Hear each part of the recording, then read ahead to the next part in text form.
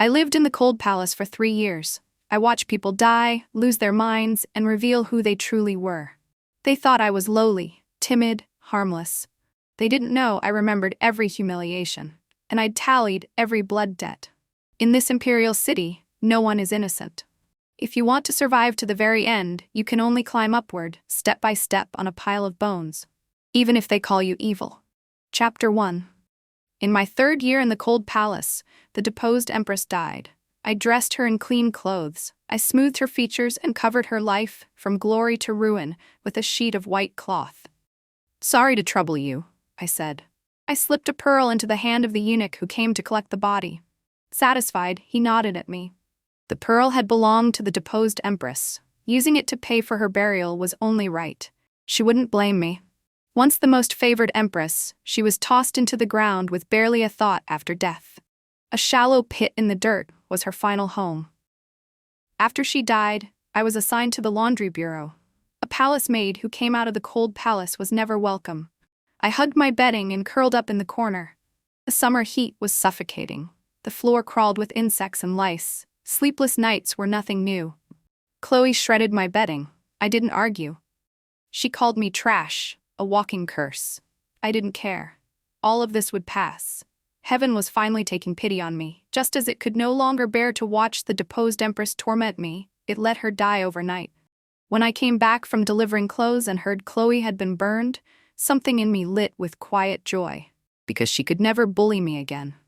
Chloe's body had always itched. Later, red blotches and pus-filled sores appeared for no reason, and they never healed. The old matron said it was an illness, contagious, so she reported it to the chief steward. The steward came, took one look, covered his nose with a plain white handkerchief in disgust, and said, "Burn her." That was how Chloe died. Not even her body was left behind. Everyone thought it was bad luck. They were afraid of catching whatever she had, so no one dared pack up her things. I volunteered. I quickly bundled up her belongings and carried them to the furnace room, burning them piece by piece. No one saw that inside the ripped-open bedding, countless poisonous ants and lice were hidden. "Chloe, travel well." After Chloe was gone, my situation improved a little. At least I didn't have to sleep on the floor anymore. The deposed empress once told me that if you wanted to live, you had to grovel like an ant and flatter those more powerful than you. If you wanted power and status, you had to do whatever it took, cold and ruthless. She said she thought she was vicious enough already. But inside these high palace walls, she finally learned what vicious really meant. An emperor has no heart. To survive, you can only rely on methods. Yet she pinned her hope on that man, high above everyone else. In the end, she was too naive. When he was pleased, she was the empress adored by the entire harem. When he wasn't, she was a mad woman abandoned in the cold palace. The deposed empress cursed the emperor with her mouth, but when death came close, the one she couldn't stop thinking about was still him. She loved him. She just never saw clearly that an emperor's love is nothing but a dream. The persimmon tree in Lady Zhang's courtyard was heavy with fruit. Lady Zhang loved persimmons and insisted on climbing up to pick them herself, frightening the servants out of their wits. I carried a bundle of clothes into Lady Zhang's palace. Her personal maid shoved me aside. The clothes spilled onto the ground and were dirty again. "You blind dog," she snapped. "Can't you see she's in danger? Why are you causing trouble?" I dropped to my knees and said in a panic, "Please forgive me, sister, spare me." She flicked her hand impatiently. "Get lost." Slowly I stood and gathered up the clothes. I looked up at Lady Zhang, clinging to the branches and reaching for persimmons. Yes, it was dangerous. While everyone panicked beneath the tree, I squeezed into the crowd and shouted, "My lady, be careful." Lady Zhang's foot slipped. With a scream, she fell. As the servants froze in terror, I rushed under the tree and threw out my arms to catch her. I'd overestimated myself. I went down with her. I became a human cushion, and my arms snapped. But Lady Zhang was unharmed. And then, as if by coincidence, he arrived. The man the deposed empress had hated and missed her entire life. Evan Wang. He looked down on the world as if we were ants. Everyone dropped to their knees, a sea of bowed heads. "What happened?" he asked, his voice low and magnetic. Lady Zhang sobbed. I only wanted to eat some persimmons. I fell by accident. Thanks to that little maid, I was saved. Otherwise, I would have. She trailed off and began to weep softly. He drew Lady Zhang into his arms and soothed her. Silly girl, if you want persimmons, have the servants pick them. Don't climb trees again. Lady Zhang melted against his chest and answered sweetly. When his gaze fell on me, I realized I was still sprawled on the ground. I tried to scramble up and kneel properly, but the movement tugged at my injured arm. Pain punched the breath from me, my brow knotting as I sucked in a sharp gasp. He only glanced at me once. His eyes were deep, frightening, yet irresistibly alluring, the kind that made people want to dig for whatever lay hidden in his heart. "What's your name?" he asked. "My name is Alara Bai." He sounded amused. "Alara Bai, pure and clean. Interesting." I lay face down, my injured arm trembling with pain. He saw me enduring it. With a soft laugh, he said to Lady Zhang, "She's a clever one. Keep her by your side from now on." Lady Zhang was naturally pleased. After all, I had saved her. My name was not Alara Bai, it was Evelyn Bai. When I first entered the palace, the matron made me change it. Evelyn became Alara, just to avoid the character Evelyn in the emperor's name. I was beaten many times for slipping up. Later, I finally learned to remember. My name was Alara Bai, not Evelyn Bai. I still remembered what the deposed empress once said to me. Alara Bai, a name that flips innocence on its head. Someone as cowardly as you wants to turn black into white? What a joke. Lady Zhang took me in. I left the laundry bureau and entered Lotus Court. Lily Lin targeted me at every turn and had me punished more than once. I didn't hate her. I treated her with respect. When she saw I followed the rules, she stopped making things difficult for me. As Lady Zhang's personal maid, Lily Lin was always arrogant. With a temper that loud and overbearing, she was bound to bring trouble on herself. Lily Lin had both legs cut off. Her mouth was sewn shut. She was sent to the swine pen, the place for palace servants who'd committed crimes. She had offended noble consort Han's younger sister. That day, while passing through the garden, Lily Lin and I ran into a young lady. Sophie walked at her side. When I was in the cold palace, noble consort Han had come there, and Sophie had been among her entourage. I remembered her only because she had hit me. When noble consort Han humiliated the deposed empress, I begged on the empress's behalf. Sophie rushed out and slapped me 10 times. Noble consort Han admired her, but never truly promoted her. I stumbled and bumped into Lily Lin. She lost her balance and, using the opportunity, shoved the young lady to the ground. Without a word, Sophie slapped Lily Lin and cursed her as a lowly blind dog. Lily Lin wasn't the type to swallow humiliation. She began cursing right there, insulting the young lady too. I grabbed Lily Lin, warning her not to act rashly. She struck me as well. Sophie and Lily Lin grappled.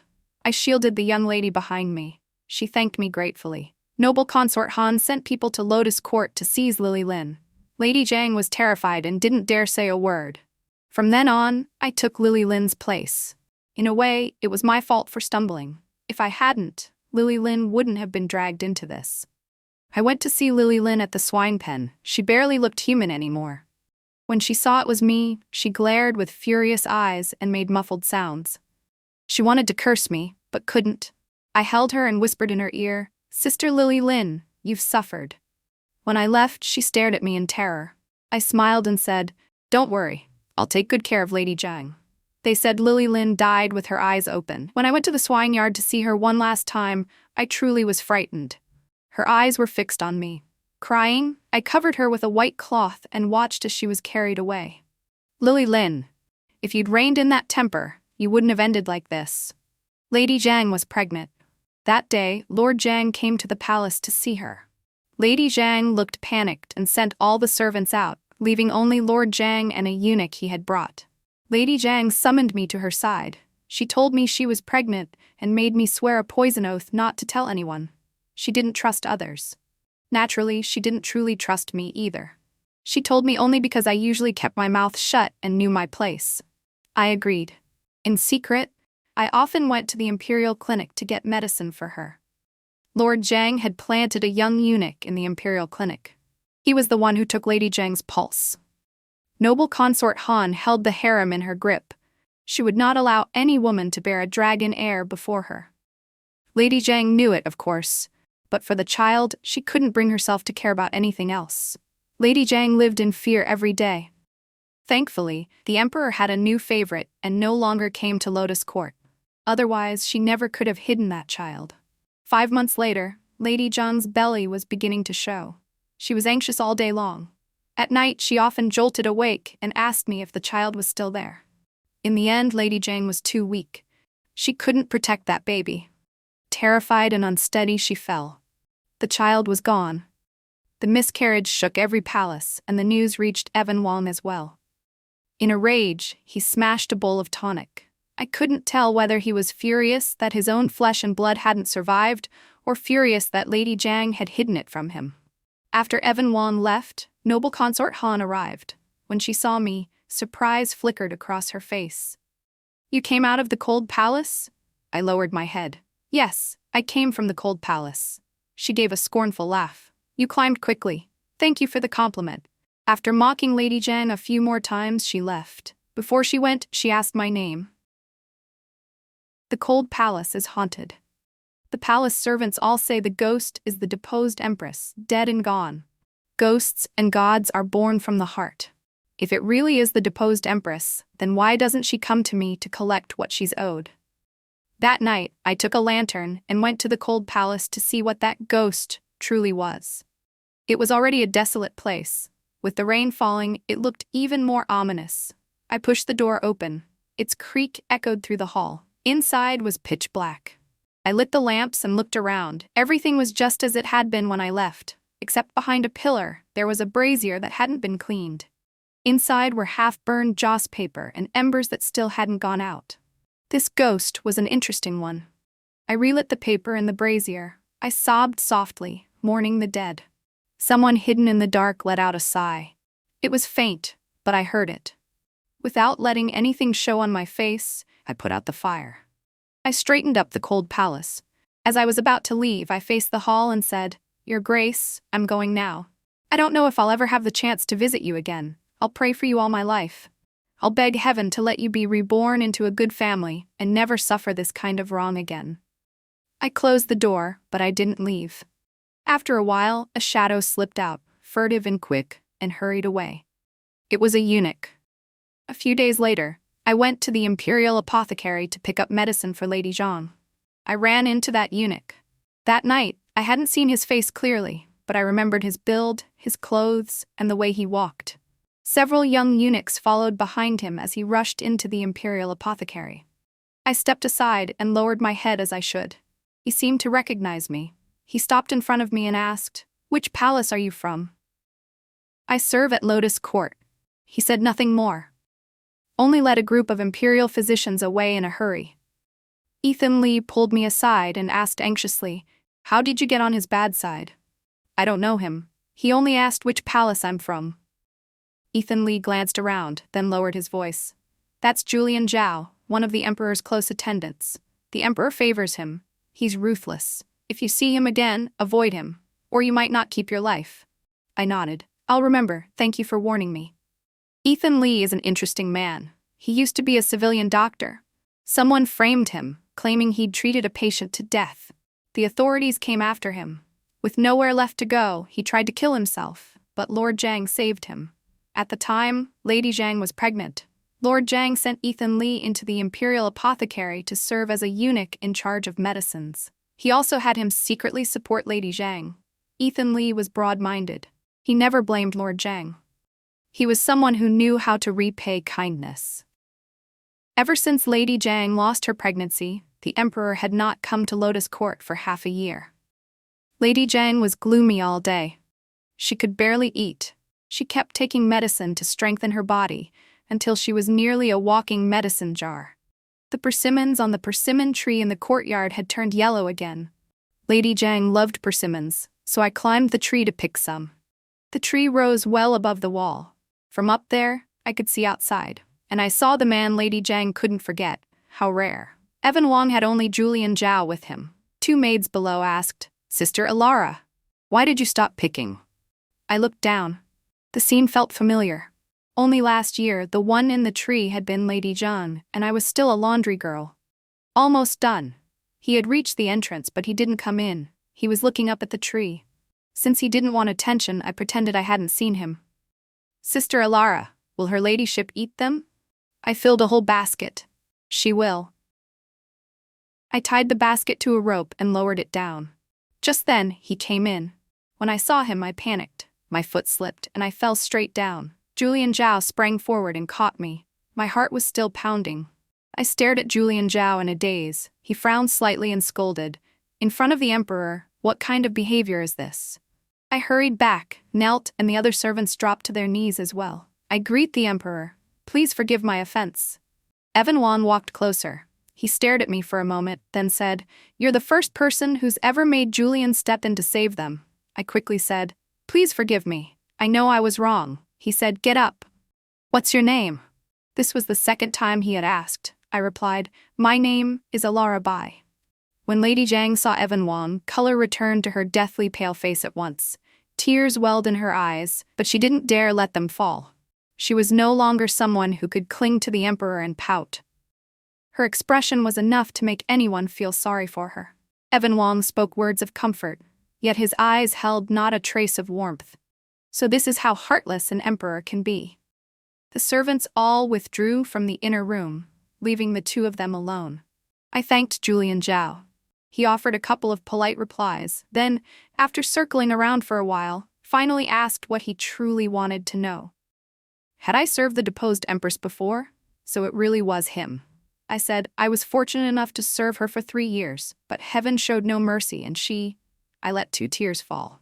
He handed me a handkerchief. Miss, my condolences. Before he left, Julian Zhao gave me a jade pendant.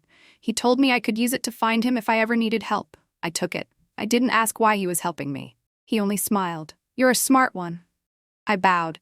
Thank you. Looking at the persimmon tree in the courtyard, I felt dazed. If Julian Zhao hadn't caught me today, what would my next step have been? After Lady Zhang lost her child, she no longer dared to compete for anything. She stayed quietly at Lotus Court, hoping the emperor would come see her one day.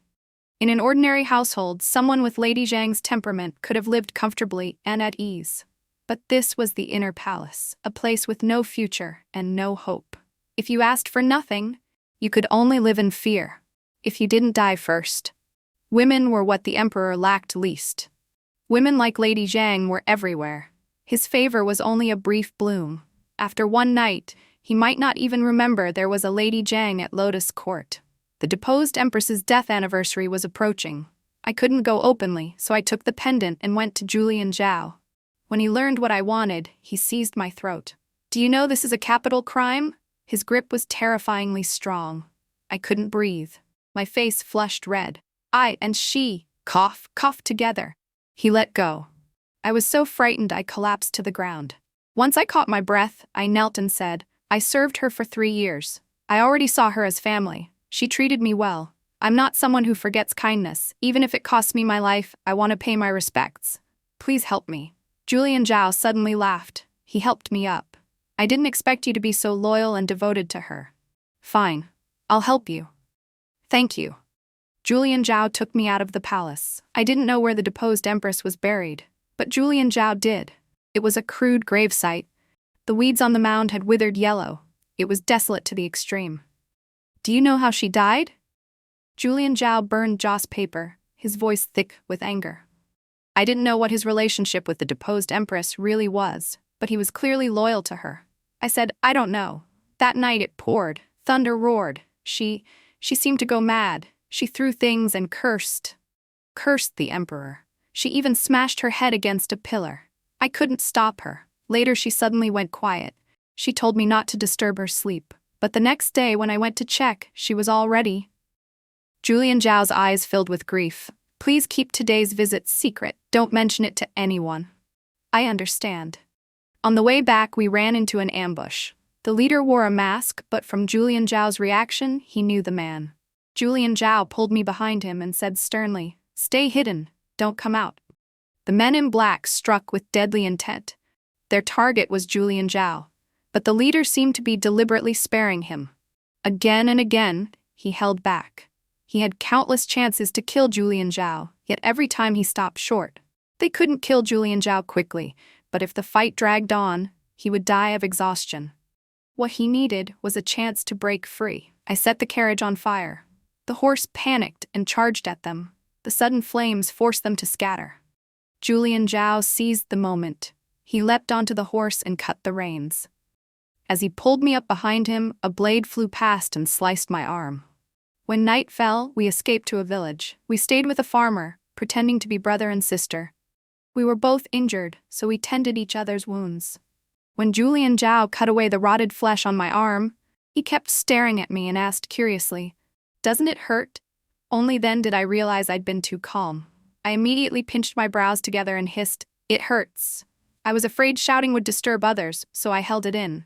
He said, "Outside, don't call yourself a servant. Since we're posing as siblings, call me brother." "Yes, brother." After we returned to the palace, Julian Zhao didn't send me back to Lotus Court. He arranged for me to serve at the emperor's side. He didn't tell me why, but I guessed it was because of the men in black. They were likely from within the palace. They had seen me, so they would silence me. Lady Zhang couldn't protect me, and she had no reason to. A servant dying in the palace was nothing. Only if I stayed by the emperor's side would they not dare act recklessly. And the one they feared in front of the emperor was probably noble consort Han. In a way, it was a blessing in disguise. I ought to thank noble consort Han for giving me a shove. Evan Wong summoned me on purpose.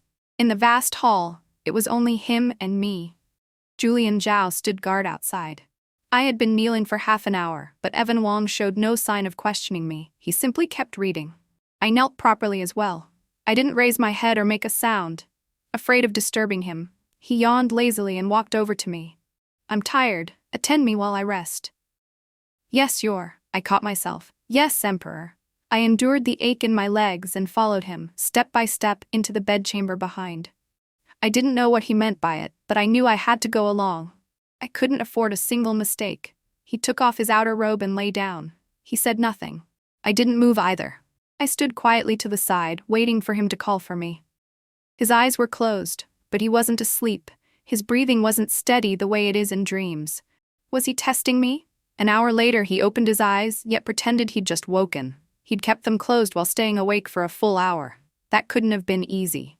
"Lift your head," he said. I went cold with nerves. When I looked up, I didn't dare meet his eyes. He smiled. "What kind of person are you really?" "I'm foolish. I don't understand what you mean. Please forgive me." He sat up. As I helped him dress, I listened to him say things that made no sense to me. "Julian is quiet and cold to everyone, but he's different with you. He even asked me to keep you. Yet I don't see anything special about you. So either you have something on him, or you're so deep you've deceived even me." My heart lurched. My hands clenched without meaning to. My legs went weak, and I dropped to my knees, trembling. The hall was so silent I could hear only my own ragged breathing. I could feel him watching me. He suddenly laughed. "I'm overthinking it. Looking like this, how could you threaten Julian? Enough. Get up." "Thank you."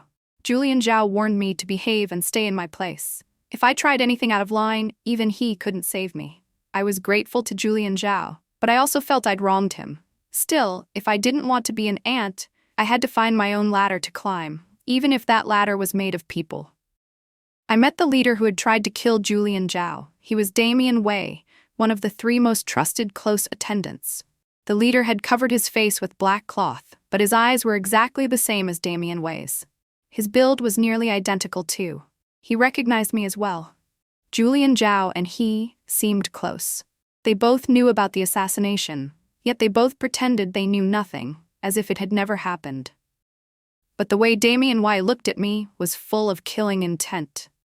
In the palace, it was forbidden for consorts to have improper ties with eunuchs. Yet Damien Wei served both the emperor and noble consort Han. That meant noble consort Han's power in the inner palace, and even in court, was far from ordinary. Since he had recognized me, he wouldn't let me go. A palace servant I had never seen came to find me. She said Lady Zhang had an urgent matter and needed me at once. I asked what it was, but she called me an ungrateful wretch. She said I'd risen in status and forgotten old ties. How dare I pry into my mistress's affairs? She told me to stop asking and just go. The one summoning me was probably noble consort Han. If it was a disaster, I couldn't dodge it. Better to settle it sooner rather than later. She led me into a corridor. Before they could make a move, I pretended to faint. The maid kicked me. That saves us the trouble. Carry her. 2 eunuchs stuffed me into a black sack and hauled me to the Palace of Tranquil. The jolting along the way nearly made me vomit. Wake her, noble consort Han said. They splashed a basin of cold water on me. When I opened my eyes, tears sprang up at once. I hadn't expected the Palace of Tranquil to have a secret room for interrogation. No doubt plenty of people had died in here. Damien Wise stood in the back, expressionless. Noble consort Han sat in a chair, her feet resting on a spotless white tiger pelt. She stared at me with vicious eyes. What are you to Julian Zhao? And why did he go to pay respects to that bitch? I worked myself up for a long time before I finally cried out loud. I don't understand what you mean. Please spare me. I truly don't know anything. She kicked me aside and signaled for them to use torture. I couldn't fight them off. Under torment again and again, I blacked out from the pain.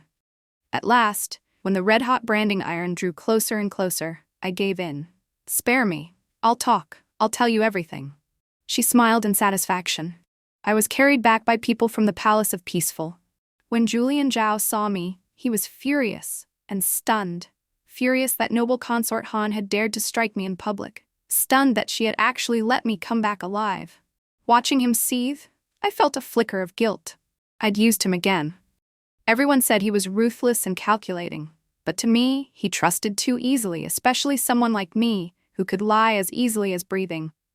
Maybe the only thing he could truly believe in was a servant utterly loyal to the deposed empress. If I hadn't served her, he probably wouldn't have spared me a glance. Once someone softens, they become easy prey. So, don't blame me for being cold. I was only trying to survive.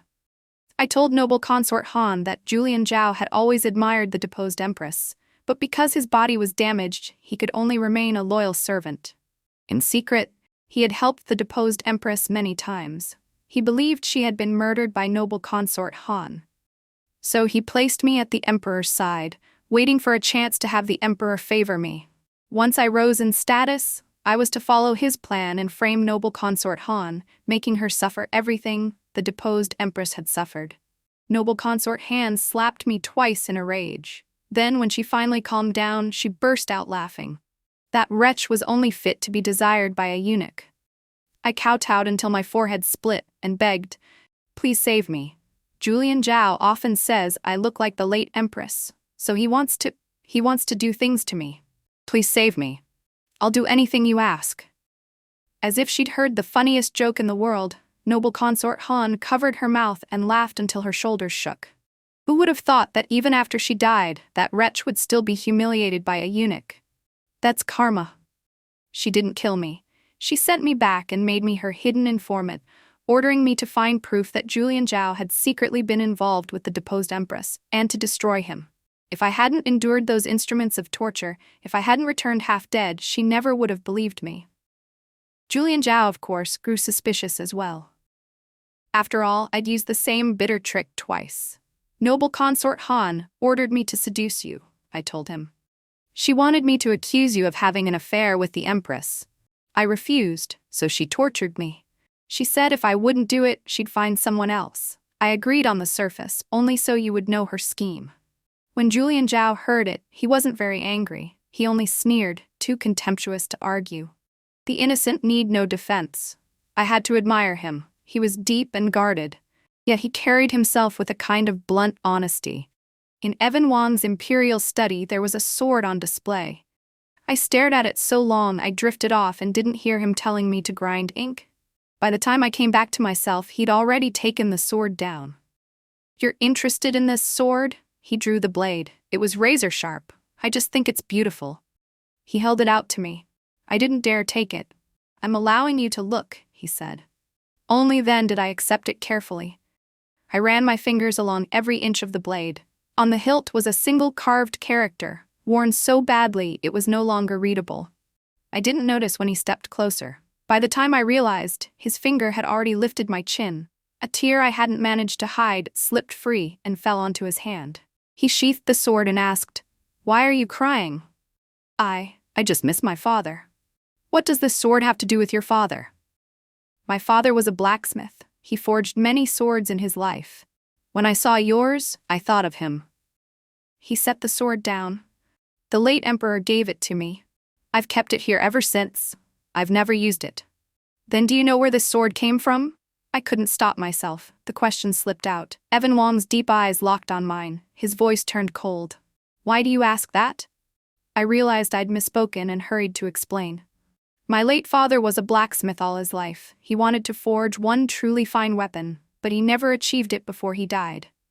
Your sword is perfectly made, so I wanted to know which master craftsman forged it to fulfill my father's wish." He turned away as if irritated and waved a hand for me to leave. He didn't want to mention the sword's origin. That meant he likely knew about that matter. Chapter 2. Evan Wong and Julian Zhao were going to Luling. When he discussed with Julian Zhao the disaster relief silver that had vanished without reason, I happened to pass by. Curious, I lingered and listened a little longer. A great drought had struck Luling. Nothing grew. The court had sent silver and grain for relief, but it disappeared during transport. Evan Wong had ordered an investigation, but there had been no news for a long time. So he decided to travel in secret and see Luling for himself. Using illness as an excuse, he refused to see anyone. Late at night, he left the palace with Julian Zhao. Noble consort Han happened to summon me for questioning, so I told her Julian Zhao had gone to Luling alone. Her face changed instantly. She seized my arm. "Why is he going to Luling? Why was she so agitated?" I shook my head. "I don't know. It seems the emperor sent him." She didn't even fix her hair. With it loose over her shoulders, she hurried to the Hall of Supreme Origin. Before she could reach the steps, guards stopped her. Coughing came from inside. Then an imperial physician came out and spoke to her in a low voice. Reluctance was written all over her face, but she still left. The next day, Damien Y also left the palace. Things were getting interesting. Noble consort Han didn't know what was troubling her, but she was distracted all day. Naturally, she had no time to trouble me. On the third day after Evan Wong left, I also slipped out of the palace late at night. Thankfully, with Julian Zhao's jade pendant, I got out without a hitch. Luling was far away. Even riding hard, it would take 10 days. I wondered if Damien Wei had caught up to them yet. The earth was cracked, the lakes had dried up, dead grass blanketed the ground, and wails rose from every direction. That was the scene around Luling. Perhaps Damien Wei's men had already tangled them up. I stayed in Luling for 2 days and saw no sign of them. When the moon hung high, barking echoed through the streets. A figure staggered into an alley. At last, I closed the window and left the inn. Avoiding the men in black, I slipped into that alley. A sudden chill kissed my neck. A voice sounded behind me. "Who are you?" I was just passing by. The sword pressed harder. Warm blood trickled down my neck. Passing by an alley in the middle of the night? Do you think I'll believe that? Evan Wong's breathing grew heavier. His voice was exhausted, like he was barely holding on. I said timidly, "Sir, spare me. Up ahead is the Breeze House. I just wanted to take a shortcut. If you don't believe me, you can go see for yourself." He kept the sword at my neck and forced me to walk ahead. When we reached the mouth of the alley, a brothel stood before us. Only then did he let out a breath. The sword left my neck. I turned around. He angled his face away, not wanting me to see him. In the dark, I couldn't have seen clearly anyway. I was dressed as a man, and it was night. He surely didn't recognize me. "Sir, are you unwell?" Leaning against the wall, he said coldly, "Get lost." Footsteps came rushing closer. He straightened at once, but he couldn't run. "Is someone chasing you? If you don't want to die, leave." The voices drew nearer, and the barking grew frantic. I grabbed him, braced him like a crutch, and half-carried him into the brothel. Evan Wong demanded in shock, "What are you doing?" "Saving you. I like meddling." He had probably never even seen a brothel, much less stepped inside one. Faced with the decadent scene within, he closed his eyes. "What is this place?" "A place for pleasure," I said. "You dare bring me somewhere this filthy?" "Men and women take comfort where they can. Why speak like that?"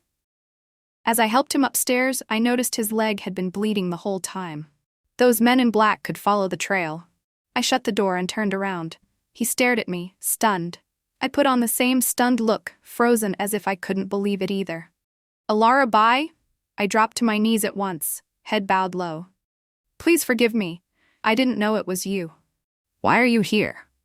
I was about to make up a lie, but then someone pounded on the door, shouting about capturing a criminal.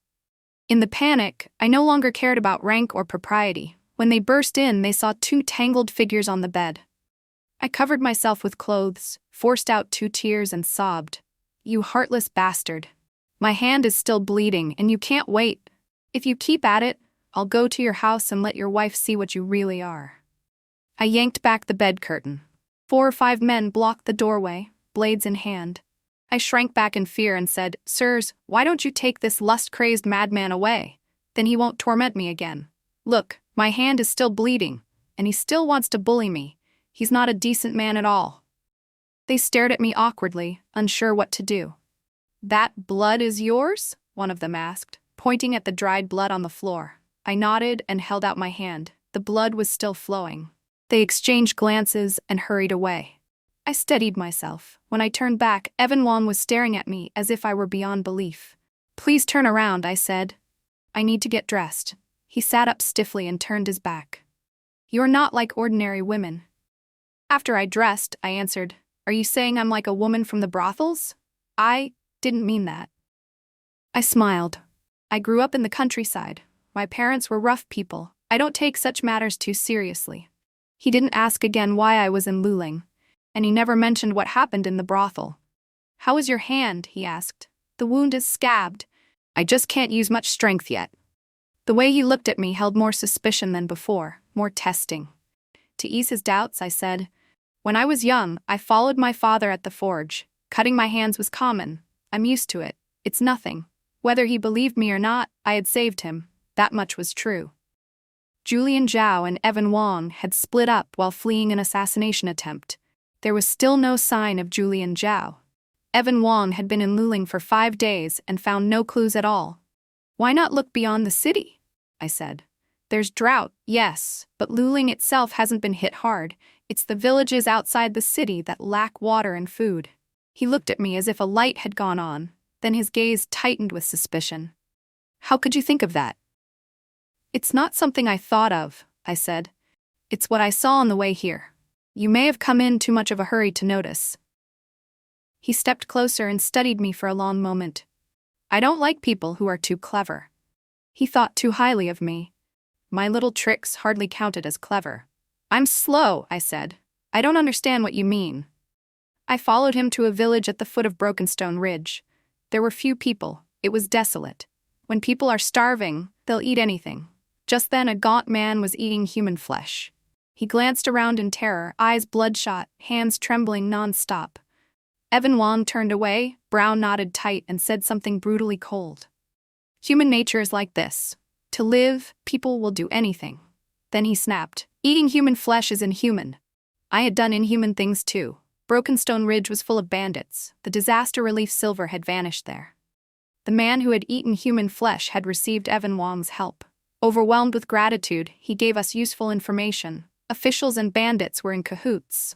They burned, killed, and looted. Evan Wong went alone to Brokenstone Ridge. I followed behind. He understood affairs of the realm, but not how treacherous people could be. If he died here, everything I'd worked for would be wasted. He could die, but not now. Noble Consort Han's strange reaction when she learned Julian Zhao had gone to Luling was far from normal. The stolen silver might be tied to the Han family, but I didn't know how to tell Evan Wong. If he uncovered the truth, Noble Consort Han's position would crumble. Good. If he didn't, Julian Zhao would be thrown into fire and water, and she would eventually kill him. Evan Wong slipped into the bandit stronghold when the moon was high. By the time roosters crowed, he still hadn't come out. Once outside the palace, the emperor was truly no better than a bandit. While I was wondering how to get in, I saw a figure vault over and slip inside. Julian Zhao. He'd found this place. That decisive eunuch was far more useful than Evan Wong. He'd help me again. Julian Zhao knocked out a guard. I walked in openly, and for good measure, struck the gong. Julian Zhao was caught. He stared at me, shocked. I shook my head at him. He understood and said nothing. "You useless trash," I shouted. "Someone sneaks in and you don't even notice. If you've lost the Lord's goods, can you bear the blame?" The leader of the stronghold had a thick beard. He wasn't fully awake. He blinked hard. When he finally saw my face, he asked in confusion, "Where did this little runt come from, making trouble on my turf?" After someone beside him explained my background, his face changed at once. So my gamble had paid off.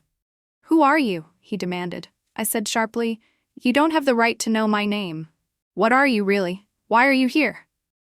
The bearded man wasn't easy to fool. "Idiots. The people above have already traced it back to here. If I hadn't arrived in time, this eunuch Zhao would have learned everything." The bearded man went pale and ordered his men to check whether the captive was truly a eunuch. Once they confirmed it, he panicked.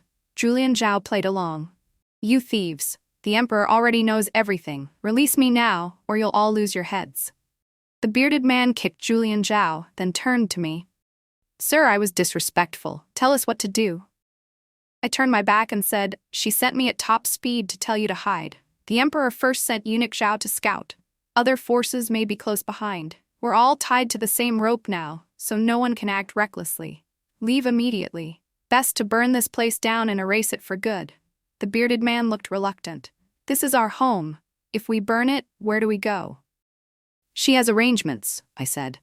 "Scatter and hide inside Luling City. Once the wind dies down, there will be rich rewards.